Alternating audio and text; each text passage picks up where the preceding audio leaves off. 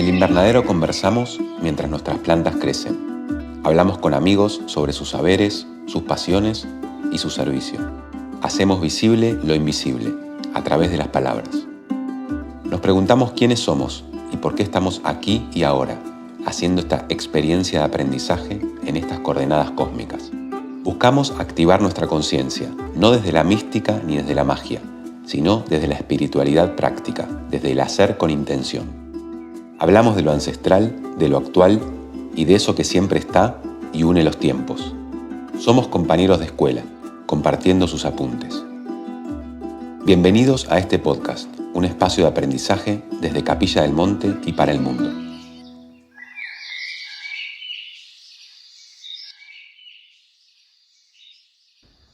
Nuestro invitado de hoy es un amigo a quien queremos mucho, que hemos conocido aquí casi prácticamente enseguidita de mudarnos. Y a medida que íbamos conociéndolo un poco más en profundidad, nos iba sorprendiendo cada día un poquito más. Pablo es permacultor, herrero, panadero, bioconstructor e infinitas cosas más que uno va descubriendo a medida que va compartiendo tiempo con él. Pero su principal característica es que en el acto de hacer, cada día profundiza un poco más. Tenemos mucho que conversar con él hoy, así que ya le damos la bienvenida y comenzamos. Bienvenido, Pablo. Gracias, me encanta, gracias. Gracias a vos por venir. Siempre antes de comenzar a conversar, cada uno de los invitados elige cómo le gusta tomar el mate. Bueno, lo de Pablo es un gran desafío, vamos a probar algo nuevo para nosotros. Tenemos, bueno, obviamente el mate, coco, burrito y Diente de león. diente de león. Taraxacum officinale. Me encanta la palabra Taraxacum. Suena como, ¿no? ¿Por qué elegiste esto? Vamos a hacer una mezcla con todo esto, le metemos todo. O sea, O eran opciones, como decías, No, le no, pongo, no, vamos todo, con todo, todo. todo. Bueno, contame mientras tanto por qué esta Y mezcla. esto le da cremosidad al mate, me gusta esa cremosidad del coco. Sí. Es un sabor suave y agradable. El diente de león tiene unas características que yo aprecio mucho desde tiempo de panadero. ¿Por qué? Porque salía en el jardín de mi casa de Buenos Aires y como siempre es considerado yuyo, era como la mala hierba, pero después aprendí de que era algo muy potente, que no solamente era alimenticio, sino que también era regenerador del mineral que necesitaba el pasto. ¿Por qué? Porque el pasto tiene raíces cortas y el diente de león larga. Entonces llega más profundo y trae a la superficie minerales para sus amigos, las plantas que están alrededor. Pero además supe que tiene una función nutritiva muy interesante y etérica. Bueno, entramos en un mambo que por ahí no vale la pena ahora decir, pero también hace bien al hígado. Estando viviendo en el Delta tuve una experiencia con el diente de león, porque en ese momento yo estaba con mi mujer, y me puse a tocar el tambor. Como no soy de tamborear, no es que fuese música, sino que ella estaba muy alterada emocionalmente y yo creí que iba a estar bueno hacer un ritmo tum, tum, tum, tum, tum. Y bueno, le cambió tanto el humor que empezó a hablar y no era ella. Una cosa rara, ¿no? Pero Sí. como medio humillado. Y las cosas que empezó a decir tenían mucho sentido. Mucho sentido.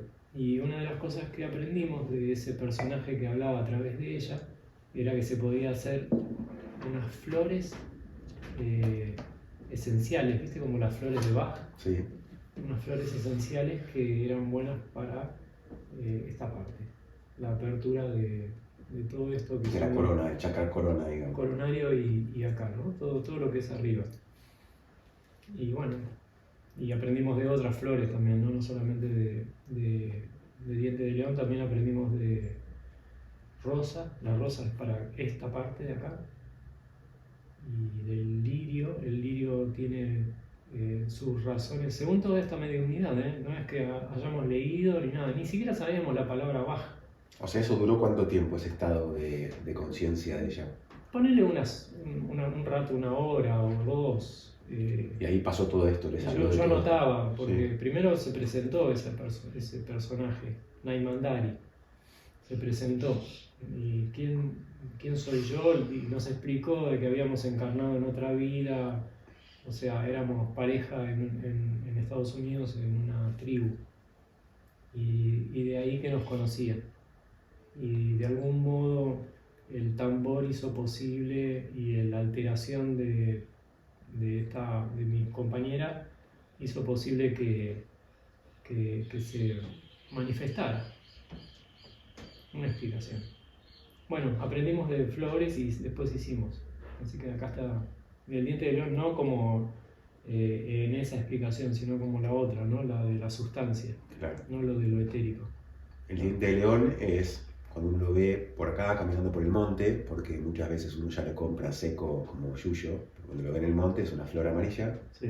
y después le sale hacia arriba el pompón ese, que es el que uno ve volando por el aire, que es el famoso panadero. Claro, se le dice. y de ahí hice la asociación yo también de hacer un cuento que tenía que ver con los panaderos del diente de león, que eran nómades, y que era como si fuese una congregación que mantenían un secreto. Hice todo un relato que me gustaba, ¿no? Escrito. Y entonces esos panaderos eran como los guardianes de un conocimiento ancestral por el cual había una protección frente a todo lo que es lo industrial, a la panadería con harina blanca, con levadura de cerveza, con maquinarias, todo lo que se había desvirtuado de la raíz profunda del hacer el pan, que viene de miles de años, ¿no? No es algo, pero hace 200 años nada más empezó la industrialización de la levadura de cerveza y eso perjudicó mucho el alimento. Yo ahora hago pan con masa madre, ni loco le pongo levadura. Pero bueno, todo esto me enteré a través de estudios o relatos de lo que hace el pan cuando tiene levadura, que es que te roba calcio, te genera malestares, mala digestión, y en cambio el de la masa madre no. Es un alimento predigerido por una biología externa adecuada al trigo. En cambio la levadura es de otra cosa. Es como, bueno, es de la cebada, por eso se llama levadura de cerveza. Claro. Y vos empezaste a hacer este pan cuando eras muy chico. Contanos un poco eso, un poco esa historia. El Pablo que ves ahora, en esa época había terminado de estudiar comunicación social y antes era técnico en electrónica, pero no sabía qué carajo hacer de su vida. Y de repente en esa crisis, que hubo varias, ¿no? Todos vivimos crisis, hay momentos de introspección si querés, pero a mí me agarró la casualidad de que encontré en la biblioteca de mis padres un libro sobre un monje budista que hacía pan. Y si bien no tenía ganas de entrar para nada en el mundo de la gastronomía, me llamó la atención el pan. Porque mis padres siempre fueron gastronómicos y la verdad que lo que yo viví de chico fue muy rico para comer, pero muy estresante para dar de comer. Entonces no quería entrar en el mundo de la gastronomía, no quería heredar ese rubro de mis padres. Ellos exitosos, ¿no? Mi madre, escuela de cocina, todo un personaje de la gastronomía. Y así que empecé a hacer pan porque me contagié de un relato místico, espiritual, sensible, poético con el pan. Ahí es donde agarré viaje con la masa. Y siempre fue harina integral, porque el libro era de un monje budista hasta Sahara, es un valle allá en Estados Unidos, y el pan que hacían era integral. Entonces el libro estaba principalmente hacia la línea integral. Y bueno, hubo esa receta que agarré en ese libro, fue la que sigo haciendo. Imagínate, tan bien explicada, tan bien entendida. Y yo solía ser muy tímido, introspectivo, ¿no? Bastante capaz que hasta castigado por la sociedad, digamos. En algún modo era el ser medio sensible, te expone al bullying o a la euforia de los niños, ¿viste? Con el fútbol o con lo que sea, sí. el recreo en la escuela y eso, y yo tranqui, siempre muy tranquilo, muy mirando para arriba, el cielo o los árboles, ¿no? No estaba en el juego social agresivo. Entonces el pan me sacó de ese lugar. El pan me sacó de ese lugar de adentro hacia afuera porque tenía algo para compartir. Un mensaje que se lleva de mano en mano, que se come, que se comparte. Está buenísimo. Y encima es corporalmente interesante, porque vos cuando haces pan te metes con la masa con las manos. Y en cambio cuando estás cocinando tenés el cuchillo, la sartén, la olla, está todo como un poco comprometido sensualmente. En cambio cuando estás con la masa tenés que amasar, sí o sí, salvo que te compres una máquina de esas, ¿no? Que hay ahora con un botón y sale el pan hecho. Pero es muy lindo, es desafiante también, ¿no? Y como la cantidad sugerida siempre es grande, porque uno puede hacer un pancito así, pero no te compromete tanto una cantidad de masa así. Pero cuando haces una masa así o una masa así, tenés que empujar, tenés que hacer fuerza. Entonces se te mueve todo el cuerpo, no es solamente brazos. Amasás desde la cadera, amasás desde las piernas, amasás desde tu ombligo. Muy lindo. Entonces esos dones que encontré, más el hecho de haber hecho un horno de barro, en un momento dado de mística y de qué sé yo, dije, tendría que tener, porque en esa época yo había crecido, digamos, en el rubro panadería sensible hacia el lugar de, y ahora acabo con esto, y mi madre diciéndome que salía a venderlo, y bueno, ¿y dónde lo puedo vender? Y entonces empecé a hacer como un circuito de venta de dietéticas. Y me uní con otros, y hicimos más pan, y compramos máquinas, y teníamos un auto, y todo ese crecimiento que me fue sacando un poco de la magia de lo pequeño, aunque era grande así. Ya no estaba más en la mesa, sino que ahora era la amasadora y era grande así. Y todo era como una fábrica. Y en un momento dado agarro y digo, bueno, yo daba clases. Y en las clases estaba siempre recuperando el sentir. ¿Pero dabas clases de pan ya? Sí, salí o sea, salí haciendo pan de a poquito, me fui creciendo, me uní con otros. Y mi madre me dice, ¿no querés dar una clase a mis alumnas? Y yo todo tímido, y no sé, bueno. Y fue buenísimo. Traspasé un umbral también de timidez. Claro. Y ahí empecé a abrir el espacio como espacio una vez por mes o una vez por semana, clases abiertas y gratuitas. Esto estamos hablando hace cuántos años. Hace como 30 años. En Martínez, o sea, Martínez. ¿Y ahí mismo hiciste tu primer horno? ¿En esa casa? Claro, en esa casa hice mi primer horno y tardé bastante, ¿no? Como 8 meses en hacerlo, porque no tenía ni idea de lo que estaba haciendo. Si bien soy técnico, entiendo, qué sé yo, de repente tuve que entender lo que era un arco, lo que son las cargas, lo que son los apoyos. Si vos pones un ladrillo apoyado con barro se desliza, tenés que ir viendo qué pasa con todo eso. Y bueno, fue bueno eso, me conectó con algo primitivo que es el fuego. El fuego en mi casa de Martínez, en Sonora, o sea, no, yo no era de hacer asado, no había fogón. Ahora nosotros vivimos como natural tener un fogón externo y sentarnos y tocar la guitarra o estar ahí simplemente mirando el fuego. Y la verdad que en esa época no había. Si se hacía asado era con carbón, en una parrilla alta.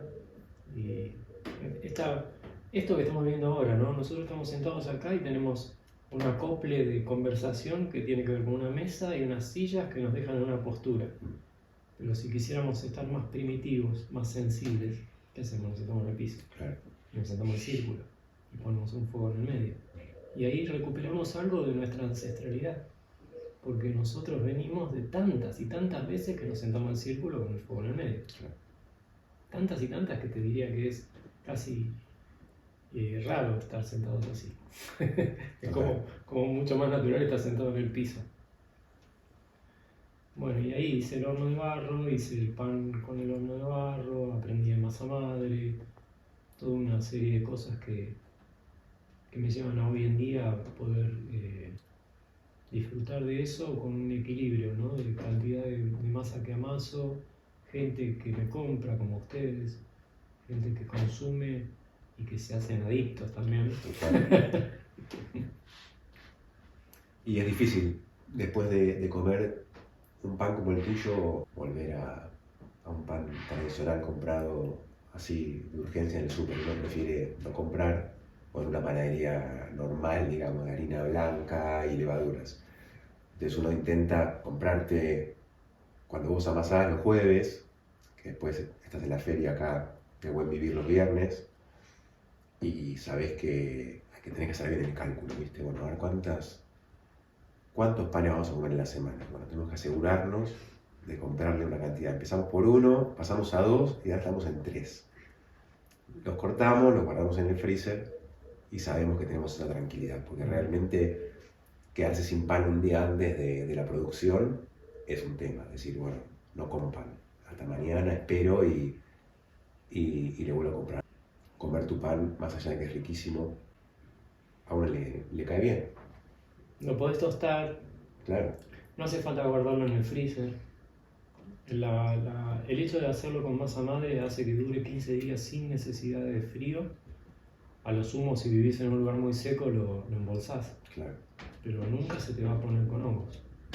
Uno siempre escucha esas historias de gente que compra una panadería de 100 años por la masa madre. Esta cosa de que la masa va sobreviviendo de generación en generación. Sí. La masa madre que vos usás es una masa madre que la tenés hace mucho tiempo. No, me la pasó un amigo, o sea, la tengo hace 1 año y medio, 2. Pero sí había traído de Estados Unidos una masa madre que tenía unos 100 años. Y también he leído libros de masa madre con una trayectoria sin cortes de 300 años. Entonces vos podés ir a una panadería de Europa donde se sigue haciendo el pan con la misma biología sin interrupciones. La biología de la masa madre, que además se va modificando con las intenciones, con las variables humanas. Claro. O sea, un panadero feliz, o un panadero anarquista, o un panadero filosófico, o un panadero... Y cada cual fue poniéndole algo a ese mensaje, ¿no? de la microbiología de la masa. Entonces se va acumulando, digo yo. Pero además hay panaderías que, así como conservan esa masa madre, nunca apagan su horno, por ejemplo. Siempre mantienen el fuego prendido. Eso es una cuestión técnica, sí. Sí, suena como la sacralidad eterna, ¿no? Pero no, es porque si se enfría totalmente se contrae el horno y después cuando lo calientan se dilata, y esos efectos de movimiento que son milimétricos pero que afectan a la estructura porque son hornos grandes, tratan de evitarlo. Entonces, para que no se enfríe completamente, les hacen unas capas aislantes, y como se usa todos los días nunca se termina de enfriar. Entonces más o menos están en 100 grados.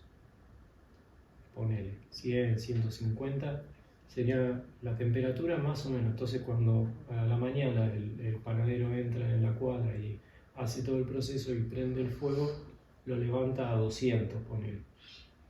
y después lo usa para cocinar y no lo enfría, lo deja, lo tapa, ¿no? Pero está todo metido dentro de una casita, Claro. con mucha aislación.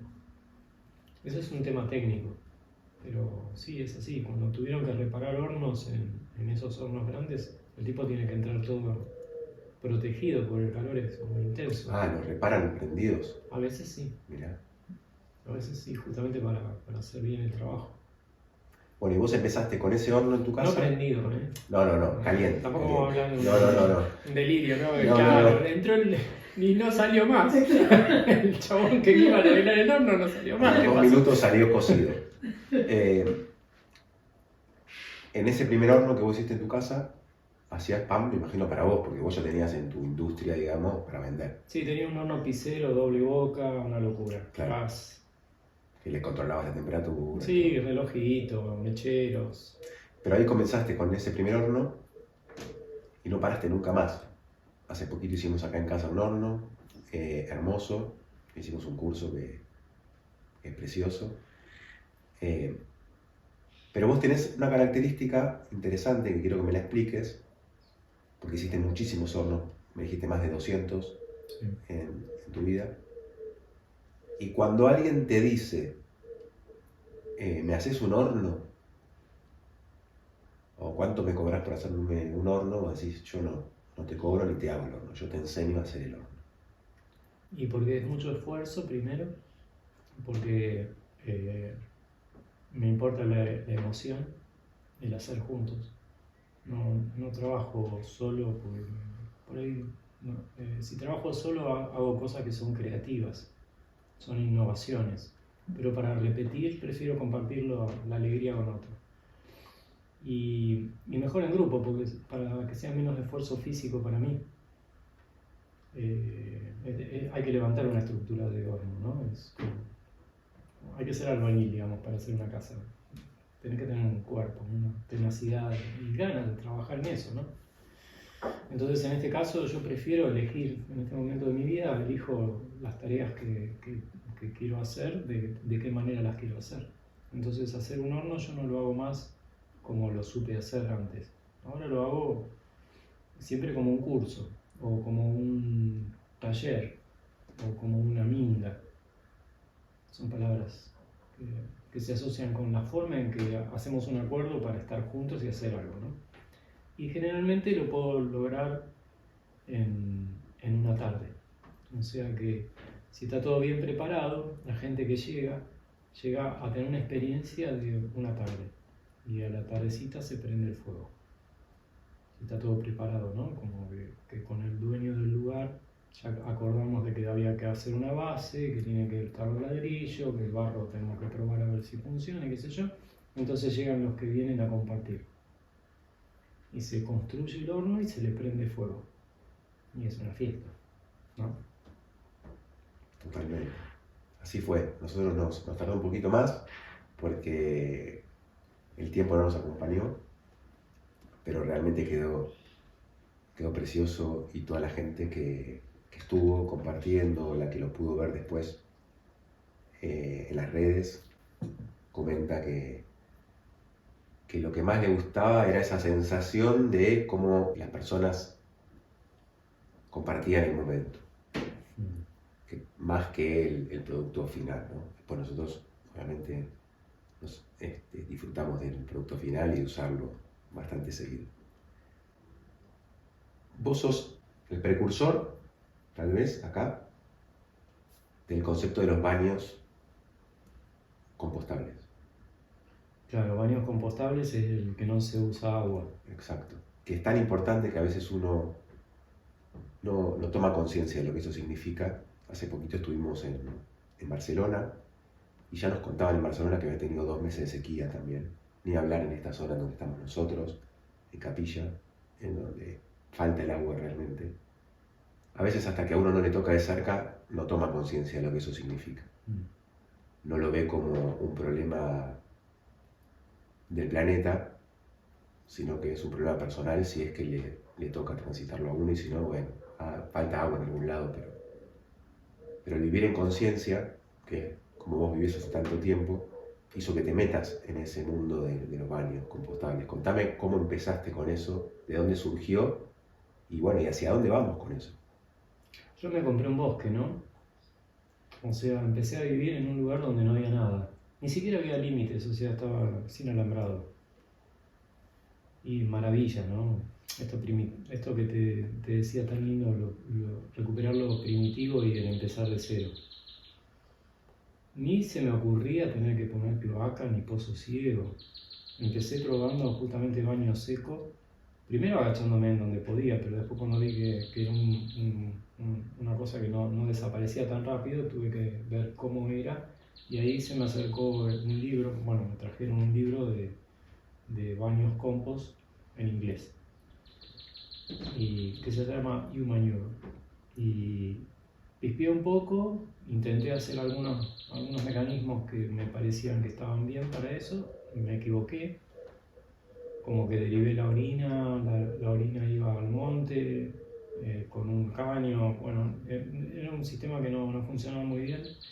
Y también el hecho de cubrir mi caca con algo, no lo tenía en cuenta que tenía que ser compost, porque lo tapaba con materiales que no compostaban, como por ejemplo ceniza. Entonces ahí, en un encuentro que armó Waka es un amigo mutuo, vino un francés, y el francés que venía desde Francia especialmente a poner baños secos o baños compost en un evento, en el evento que organizaba Waka, un evento internacional sobre cuencos. Entonces eso iba a ser en la plaza. Y bueno, el francés se tomó un avión, o sea, no cobró por eso, sino que lo puso de su bolsillo. Y con toda la alegría del mundo venía y nos daba clases, armó distintos talleres. Y yo fui a uno y me enganché con él mucho. Lo ayudé a construir las estructuras, porque en el avión no podía traer todo, así que hizo todo acá. Estructuras quiere decir como cabinas para poder estar en una plaza sin que te vea nadie que estás agachándote. Y también los tachos para poder recibir esa... bueno, todo eso Pero tengo que hacerlo. ese francés venía hace ¿cuántos años haciendo esto? No tanto, pero era un boom en Europa. Estamos hablando, este evento fue hace ¿cuántos años? Y hace 14 años, me acuerdo las fechas por mi hija. 14 años, o 15 tal vez. Y él ya tenía una empresa con 2 camiones, movía cabinas a lo bestia para grandes eventos, así como si fuese un concierto o un encuentro multitudinario, y él tenía la oferta esa de dar servicio de baños secos en Europa. Y había crecido mucho. Digo había porque ahora dejó el rubro, ahora se retiró a la montaña y está viviendo en un lugar. Bueno, Marc me enseñó todo, me enseñó el amor a todo esto, que es el compostaje, básicamente, porque todo lo que sale de nuestro cuerpo es materia orgánica, no es despreciable, Claro. es apreciable. Hasta tendríamos que sentir amor por eso, como tienen los bebés o los niños que inocentemente van y tocan el regalo que hicieron. Siempre está la madre ahí al lado diciendo, no toques, no, caca. Y eso es el primer condicionamiento que tenemos de división del mundo, lo malo y lo bueno, porque salió de nosotros y es malo y hay que decir, no toques, peligro. Claro, que desaparezca, que no se vea, que no exista. Es peligro, Claro, es malo. claro. Entonces tenemos un condicionamiento muy arraigado que nos lleva a tener esa distancia y hasta esa fobia con eso. Cosa que nosotros culturalmente, pero por ahí China no tanto.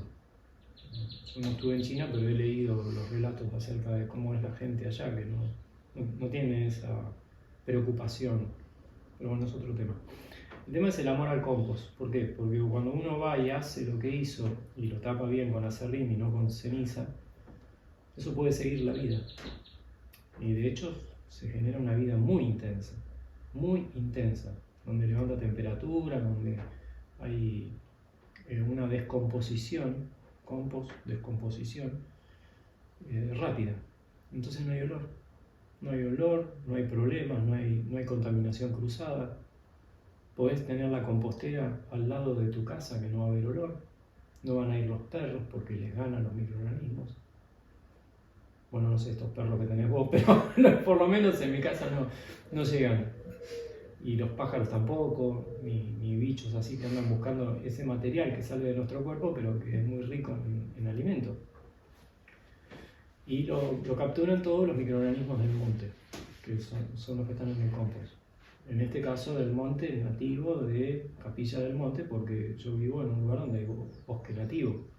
Entonces está lleno de esa microbiología fantástica, tan apreciada y tan vulnerada hoy en día, porque si vos pensás que el planeta Tierra es un planeta de microbiología, cuando hablábamos en tiempos geológicos, hablábamos de que el sistema solar se creó hace 4.500 millones de años. 4.500 millones de años.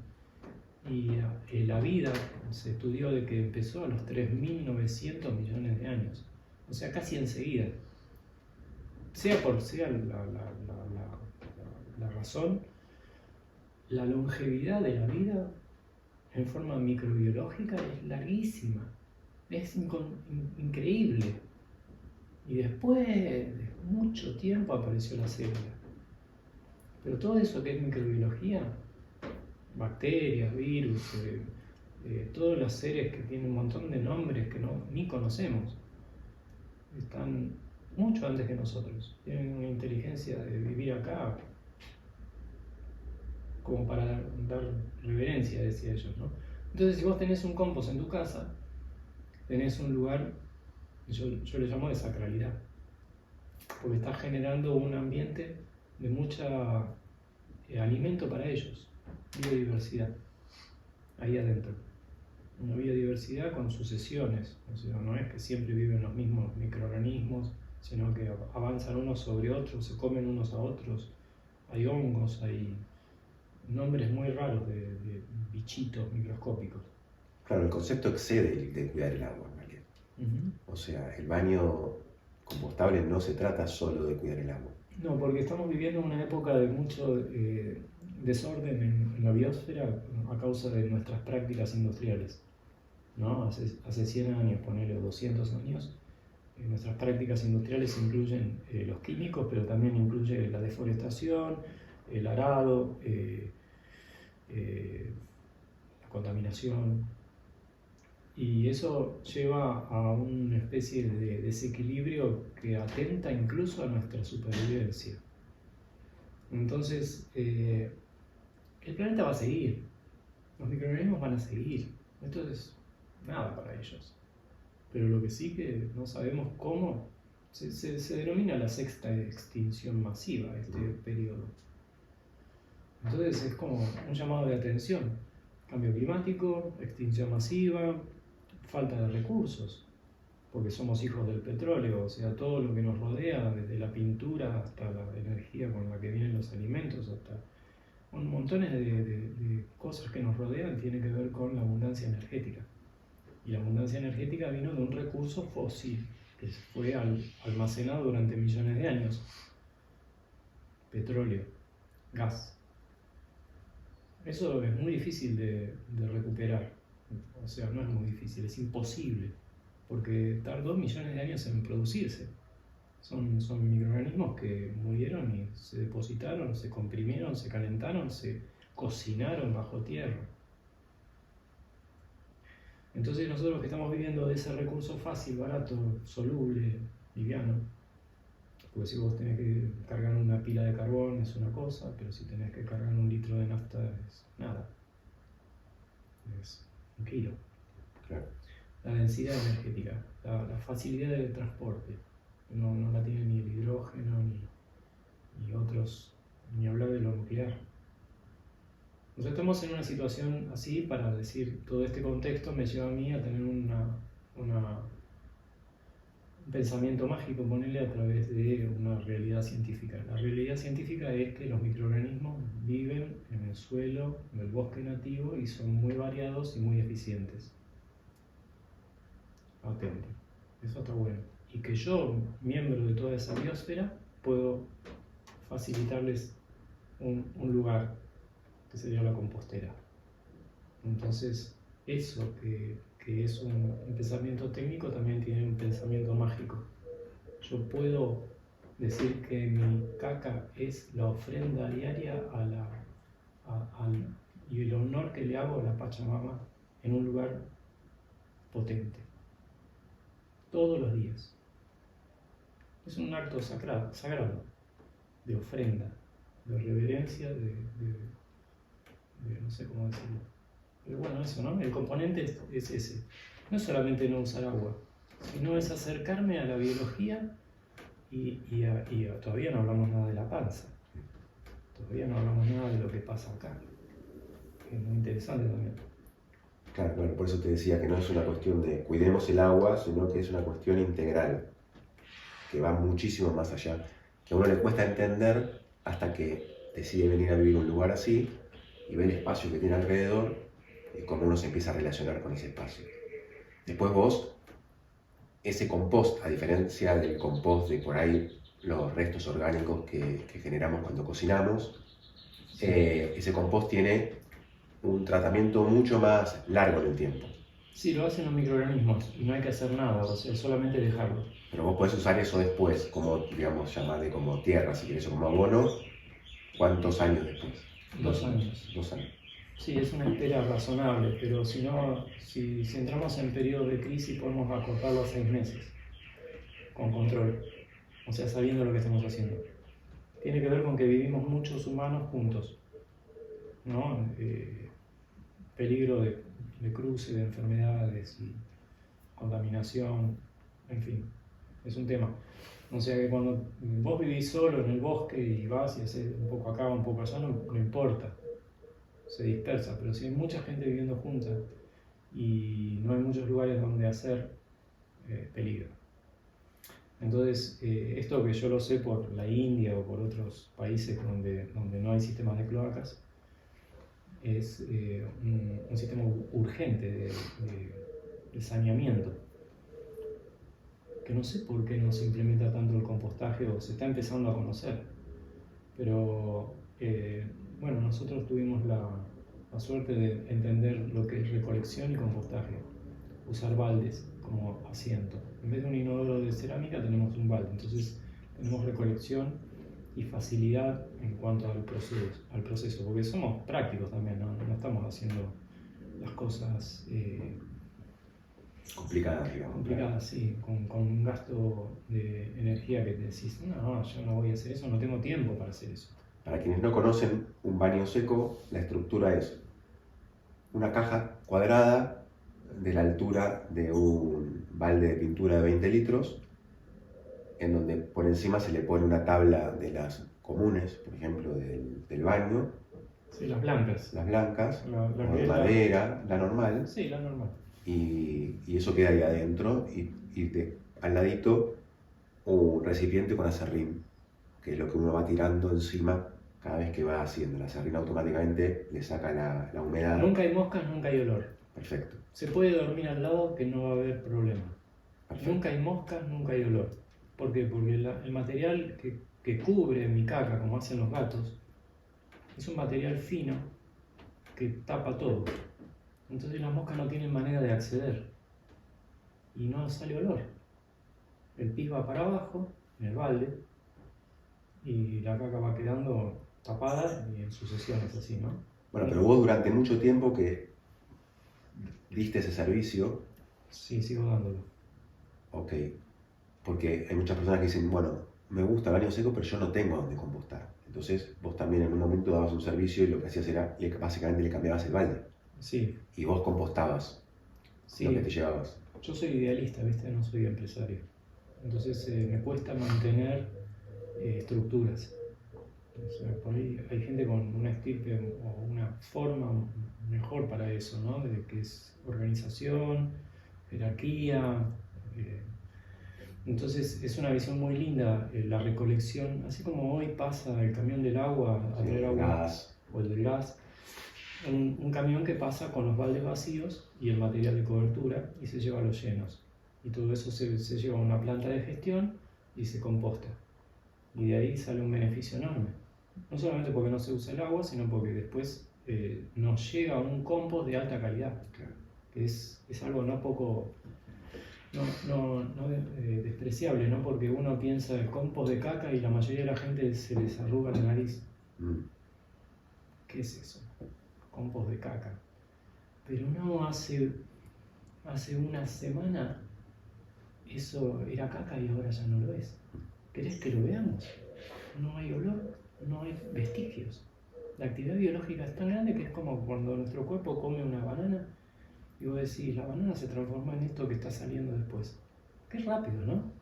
Y que desapareció completamente la forma, la consistencia, todo. Todo lo que comemos lo transformamos. El compost hace lo mismo.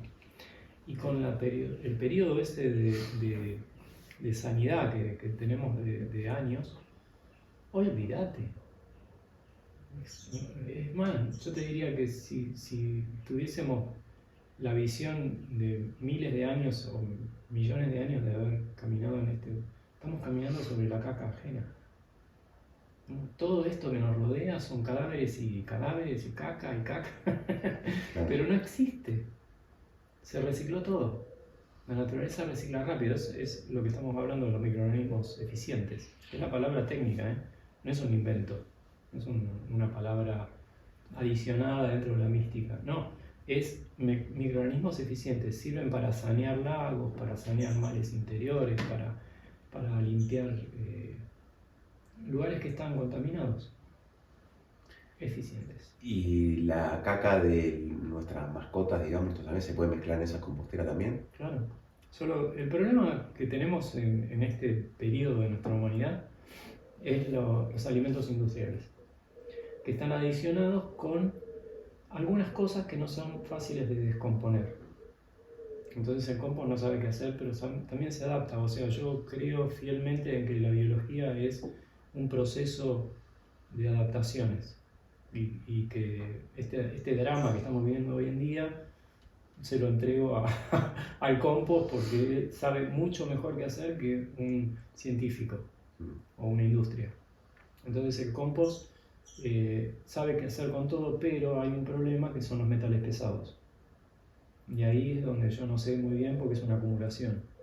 Entonces, hablando con algunas personas, deducimos que si uno quisiera podría extraer ese contaminante del compost a través de la acción de hongos. Hay hongos que pueden vivir adentro del compost y cuando tienen cuando salen los hongos visibles, porque la red es interior, pero cuando sale el hongo, vos podés cosecharlos y sacar del circuito del compost los metales pesados. Sería un saneamiento extra del compostaje. Otro rubro, ¿no? Claro. Hongos. Bueno, pero hablaste de hongos, entonces nos metemos en ese tema, porque vos además sos un productor de hongos comestibles. Tenés además un restaurante acá en Capilla que se llama Restongo, que abrís cada tanto. Y en la feria vendés empanadas de hongos, Sí. algunos productos derivados del hongo como conservas, Sí. y son riquísimos. Y hace poquito, justo Lore participó de tu último curso de producción de hongos. ¿Hace cuánto te dedicas a eso? Y con los hongos entré hace 7 u 8 años. Como tengo curiosidad y técnica, puedo innovar. O sea, no entré por un modelo y ese modelo es el que repito siempre, sino que voy probando cosas porque me entra el rótulo de permacultor con varias habilidades, herramientas o ideas, nos llegan revistas, pruebo cosas. Entonces el rubro hongos es como un rubro que voy avanzando y aprendiendo varias cosas, ¿no? Y hace 7 u 8 años empecé, pero con toda la suerte, digamos, de haber sido técnico, haber hecho herrería con bioconstrucción, pruebas de panadería con masa madre, fermentos, cerveza, como todo esto del entendimiento del bosque nativo también, el compostaje y eso, me llevó digamos, a avanzar en el rubro hongos de una manera ya como acompañado con otras herramientas. Entonces ahora estoy haciendo una producción que tiene una visión también, que es de que todos lo podemos hacer también. No es algo que queda restringido solamente a la industria. Así como cualquiera podría tener un gallinero en su casa, o cualquiera puede tener una huerta. Entonces, ¿por qué no tenés una honguera? Y la honguera es una figura que nos acerca a ese otro mundo de la vida, que es los hongos y todos los beneficios que tienen, que son muchos, ¿no? Sabemos que, por ejemplo, yo produzco hongos comestibles y se llama Pleurotus. Y es uno de los más cultivados en el planeta, o criados, porque no es planta, es más cerca de animal que de planta. Crío hongos. Y esos hongos destruyen de algún modo la lignocelulosa, que es la madera, o las fibras. Tanto las pajas como las maderas son materiales muy estables, por eso lo usamos para construir. Pero si vos lo dejas húmedo, a la madera o a la paja, olvídate. En cuestión de días entran los hongos y te lo desarman.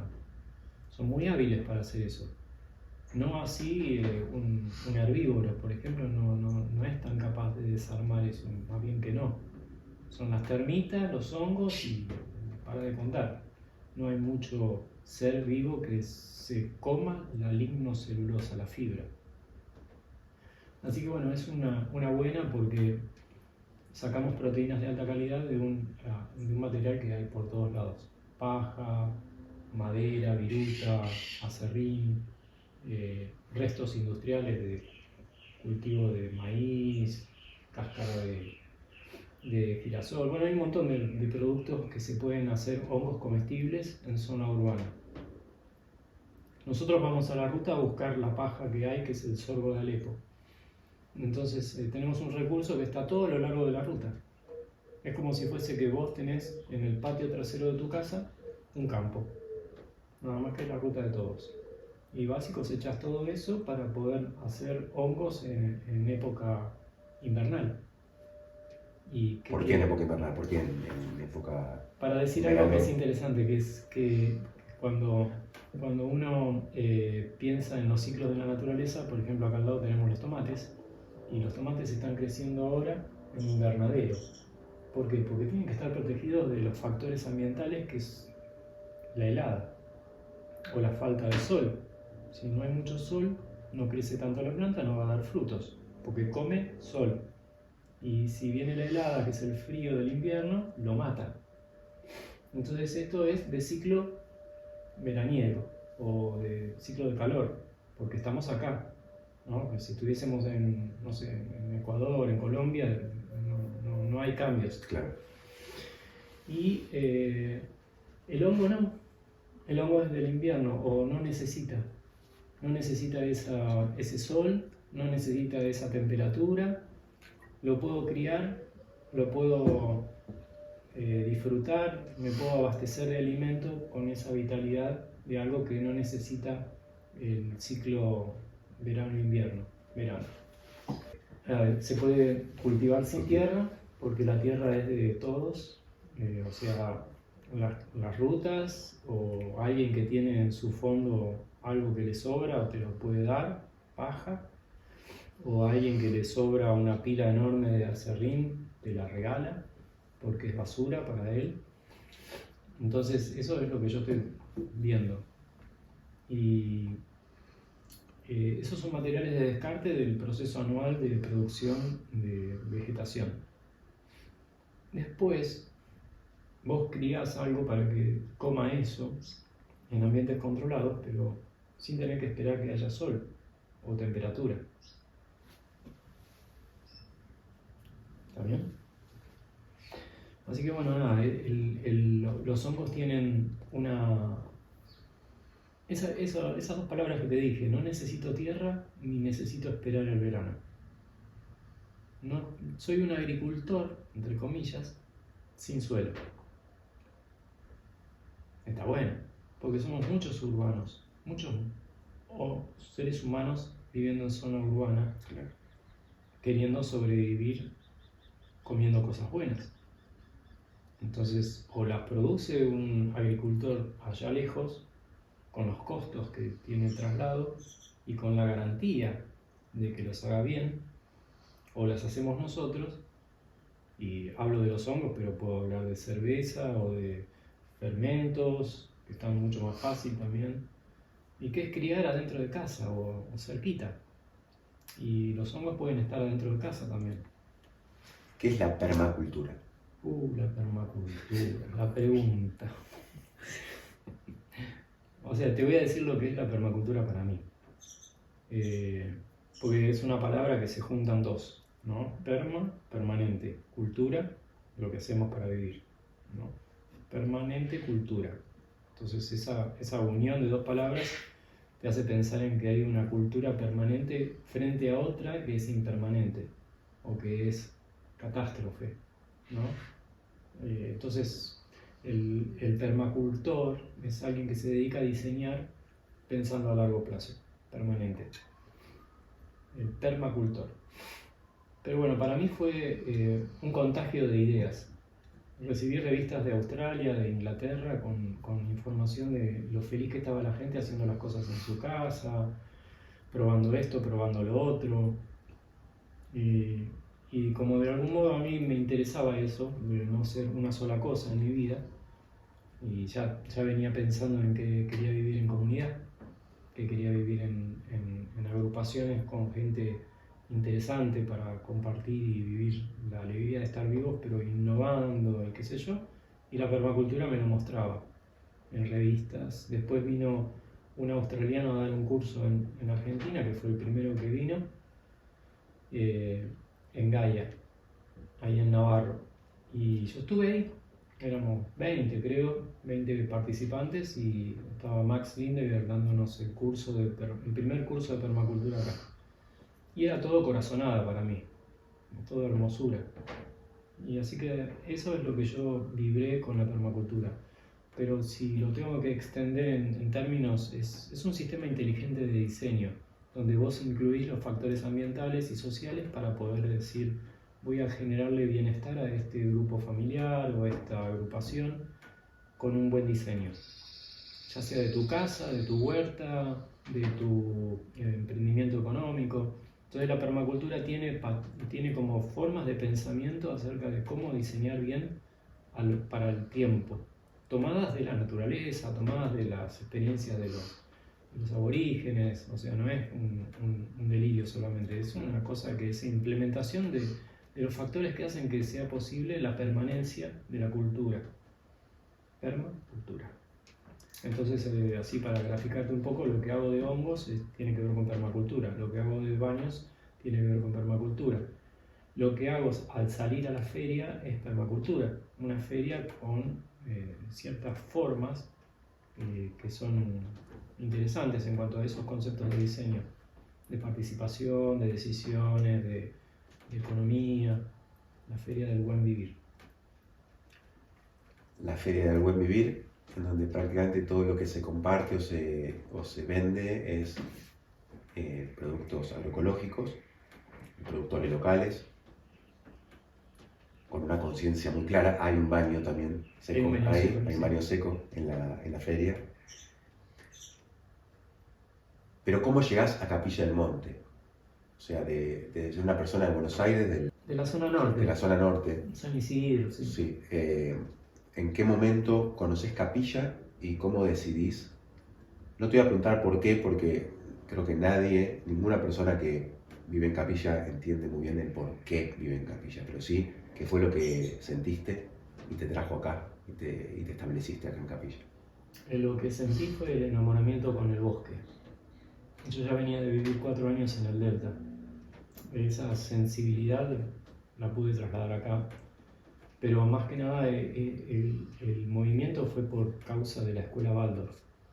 O sea, mi hija creciendo, la mamá diciendo quiero ser parte de una escuela Waldorf, ella era maestra, y ofertas en varios lugares, y la elección de ella fue acá, en la zona de Sierras Chicas.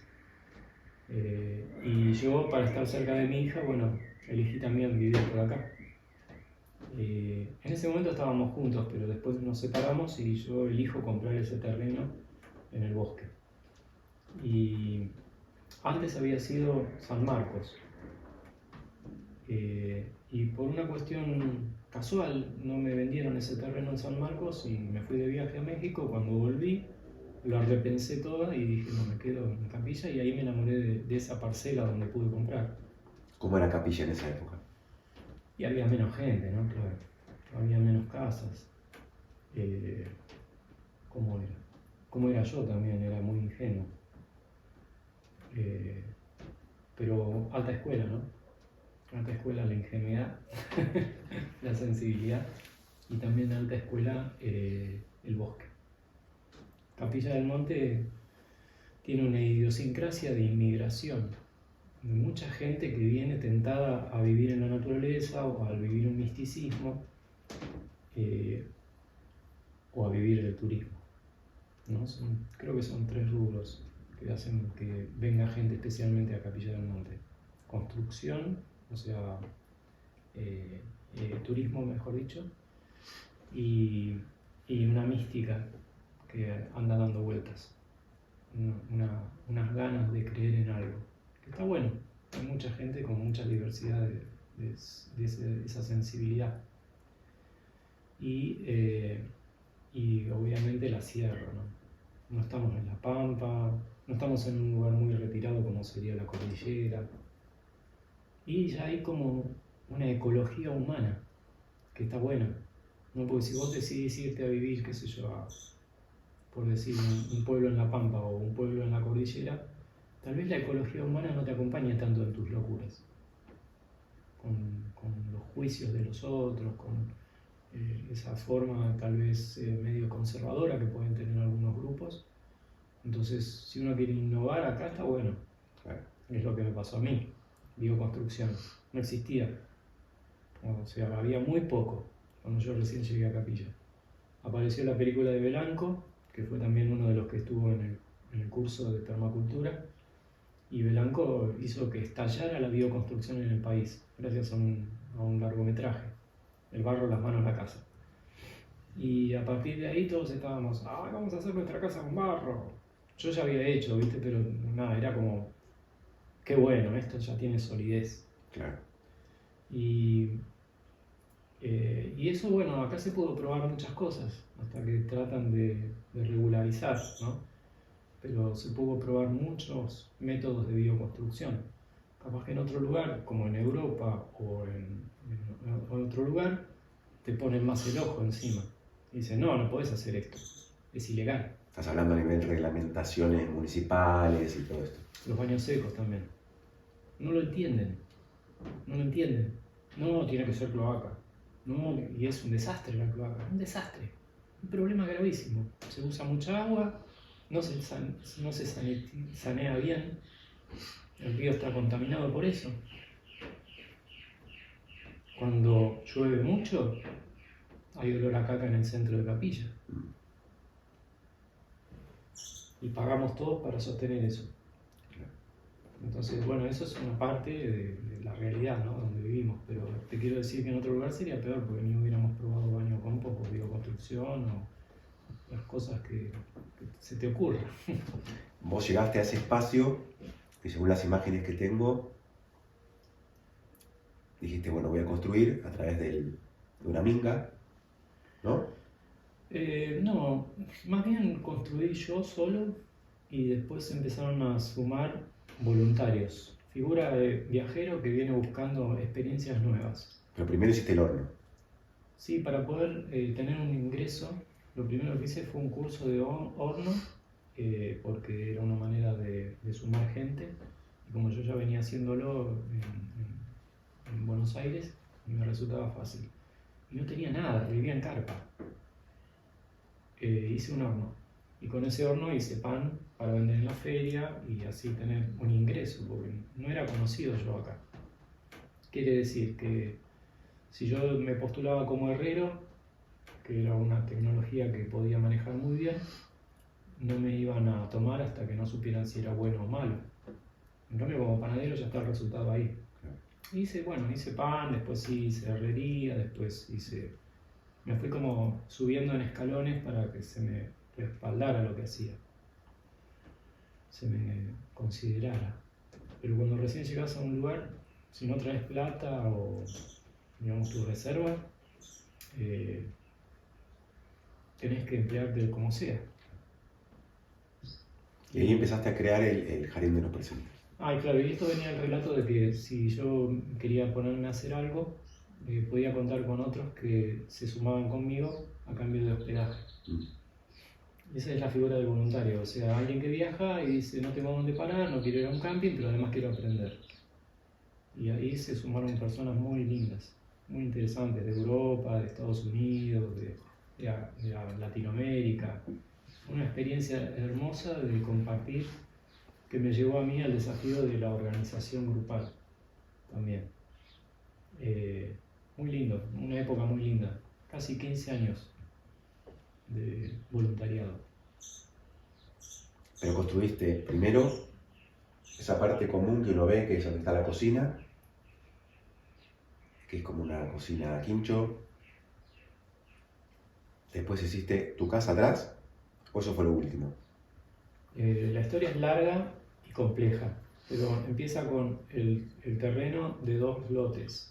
Yo me quería comprar uno, esto es todo anecdótico, lo digo rápido, y los dueños me dicen no vendemos uno, vendemos 2. Y yo no tenía la plata para 2, entonces tuve que negociar y me obligaron a comprar 2 lotes.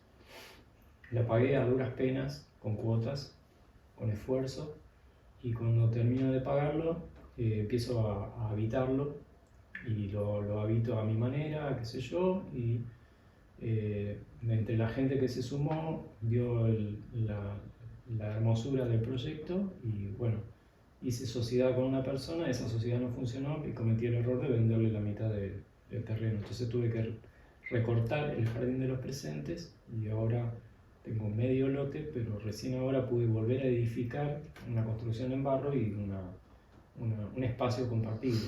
Que es lo de arriba. Sí. Lo que sería el restongo para... El restongo y el hospedaje que tengo abajo. Claro. Porque antes tenía todo como un bosquecito y tenía un montón de lugares de carpa. Y tenía una cocina que empecé diseñándola como un quinchito chiquito y después dije, no, vamos a hacer una cosa más grande, y resultó ser la joya del lugar, la cocina comunitaria, donde teníamos techo vivo, teníamos porque ya no me pertenece, ¿no? Por esta cuestión societaria. Entonces... o sea, esa cocina que vemos cuando vamos no es, no, hablando de no otro es la lugar. original, es otra, en C2. Y bueno, y eso fue como un modelo social muy interesante, porque yo en mi casa proponía tener una cocina comunitaria, no una cocina para mí primero y después para los demás. Un espacio social. Fue buenísimo. ¿No? Sí, pasamos cine, hicimos comidas, bailes, charlas sobre la permacultura, sobre una intención política, o sea, qué es lo que uno hace para que estemos todos mejor. ¿De qué manera yo puedo hacer una acción que no le reclame al Estado o esperar a que me den el voto para que yo elija a quien me represente, sino cómo yo puedo empezar hoy con mis vecinos a hacer un cambio? Eso es todo un trabajo que aprendimos de parte de la permacultura, pero que tiene una palabra asociada que se llama transición, que es el movimiento de transición en Europa, tiene ya varios años y tienen un modelo de desarrollo. Entonces te dicen, vos podés tomar la vida en tus manos y la de tu sociedad. ¿Cómo? Y bueno, te mostramos una serie de ejemplos de cómo lo hicieron otros en Europa. Son agrupaciones. Bueno, eso es pensamiento político, pero no estadista, sino un pensamiento político de gente que dice, no sé qué voy a hacer, se acaba el mundo, bueno, hagamos algo, juntémonos un grupito de vecinos y hagamos un movimiento. Y eso puede llegar a ser mucho más importante que el movimiento de una organización más grande o pesada como el Estado, la municipalidad o una ONG. Puede llegar a ser algo de mucho impacto, que es lo que uno busca. La cocina comunitaria modelo Después hice también mesas en la calle, o sea que sacábamos la mesa, la poníamos bloqueando la calle y decíamos a los vecinos, ya les habíamos avisado, vamos a comer juntos, así hablamos de nuestras cosas. Y venían los vecinos, que no son permacultores, que te miran medio raro porque tenés el pelo largo, que están en otra sintonía porque son cabañeros, que alquilan cabañas y tienen plata. Pero la cosa era que el medio ambiente se nos venía encima. Lo dramático de los factores ambientales son el desborde del río en donde yo vivo o los incendios. Ahí somos todos iguales. No tenés tu tía, tenés plata, no sé qué vas a hacer con la plata. Se te viene el incendio, o se te viene el agua, que es el desborde del río, inundación. Entonces estaba bueno poder juntarse y nos juntábamos en la calle a hablar de los temas. Y yo tenía mis propuestas de huerta o de qué sé yo, de enlaces, ¿no? De ir creando confianza que nos abran las puertas. De repente levantaba la mano y decía, tenemos un montón de semillas, tenemos herramientas, tenemos ganas de hacer una huerta. ¿Quién tiene un espacio en su casa? Y salían los candidatos, ¿no? Los vecinos. Lindo. Si vos tuvieras que decirle algo a una persona que está mirando este podcast desde tal vez una ciudad, pero que siente esa urgencia del cambio de vida y no se anima, ¿qué le dirías? Que revisen su corazón, si es el momento de hacerlo, que tome coraje y lo haga.